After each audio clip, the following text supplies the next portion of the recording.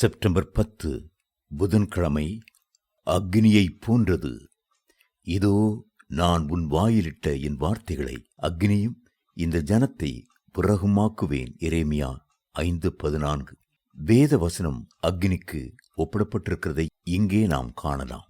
அக்னிக்கு ஒரு தன்மை உண்டு, அது பற்ற வைக்கக்கூடியது. அக்னியை ஒரு காகிதத்தின் அருகில் கொண்டு வந்தார், அந்த காகிதம் பற்றி எரிகிறது. அன்று பேதுரு வசனத்தை பிரசங்கித்தார். அந்த வசனம் பரிசுத்த ஆவியை பற்ற வைத்தது. வேதம் சொல்லுகிறது, இந்த வார்த்தைகளை பேதுரு பேசிக் கொண்டிருக்கையில் வசனத்தை கேட்டவர்கள் யாவர் மேலும் பரிசுத்த ஆவியானவர் இறங்கினார். அவர்கள் பல பாஷைகளை பேசுகிறதையும் தேவனை புகழுகிறதையும் பேதுருவோடு கூட வந்திருந்த விருத்த சேதனமுள்ள விசுவாசிகள் கேட்கும்போது பரிசுத்த ஆவியின் வரம் புறஜாதிகள் மேலும் பொழிந்தருளப்பட்டதை குறித்து பிரமித்தார்கள். அப்போஸ்தலர் நடபடிகள் 10:44-46 வரை. வேத வசனத்தை பிரசங்கிக்கும் போது ஜனங்கள் மேல் அக்னி இறங்குகிறது. அதே நேரம் வேத வசனத்தை வாசித்து தியானிக்கும் போது நமக்குள்ளே அக்னி இறங்குகிறது. கல்வாரியின் அன்பு நேச அக்னியாய் பற்றி எரிகிறது. பரிசுத்த ஆவியின் வல்லமையானது அக்னியாக நம்மை ஏவி எழுப்புகிறது. சங்கீதக்காரன், என் இருதயம் எனக்குள்ளே அனல் கொண்டது, நான் தியானிக்கையில் அக்னி மூண்டது, அப்பொழுது என் ஆவினால் விண்ணப்பம் செய்தேன் என்று குறிப்பிடுகிறார். சங்கீதம் 39:3. அக்னியினுடைய இன்னொரு குணாதிசயம், அது பூமியிலிருந்து வானத்தை நோக்கி எழும்புகிறது.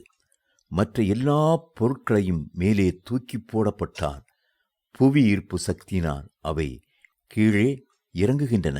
ஆனால் அக்னிக்கும் புகைக்கும் மேல் நோக்கி செல்லும் சுபாவம் உண்டு. அப்படித்தான் நாம் வேதத்தை வாசிக்கும் போது நம் உள்ளத்திலிருந்து நேச அக்னி கர்த்தரை நோக்கி செல்கிறது. துதியாக, ஸ்தோத்திரமாக பரலோகத்தின் சிங்காசனத்தை நோக்கி எழும்புகிறது. கர்த்தருடைய இருதயத்தை மனமகிழச் செய்கிறது. நீங்கள் எவ்வளவுக்கு எவ்வளவு வசனத்தை தியானிக்கிறீர்களோ அவ்வளவுக்கு அவ்வளவு தெய்வீக அன்பு உங்களுக்குள் கொழுந்துவிட்டு எரியும். அவ்வளவுக்கு அவ்வளவு ஆண்டவரை கிட்டிச் சேர்வீர்கள்.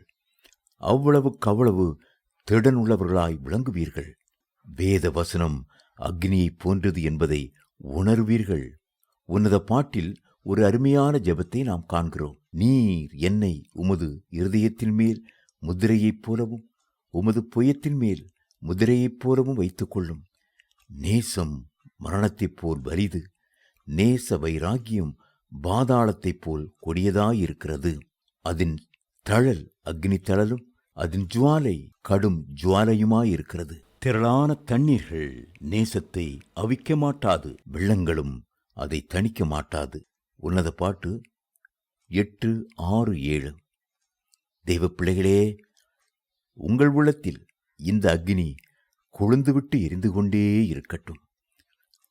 தேவரீர் வானங்களை கிழித்து இறங்கி உருக்கும் அக்னி எரியுமா போலவும் அக்னி தண்ணீரை பொங்க பண்ணுமா போலவும் பர்வதங்கள் உமக்கு முன்பாக உருகும்படி செய்யும். ஏசாயா 64:2.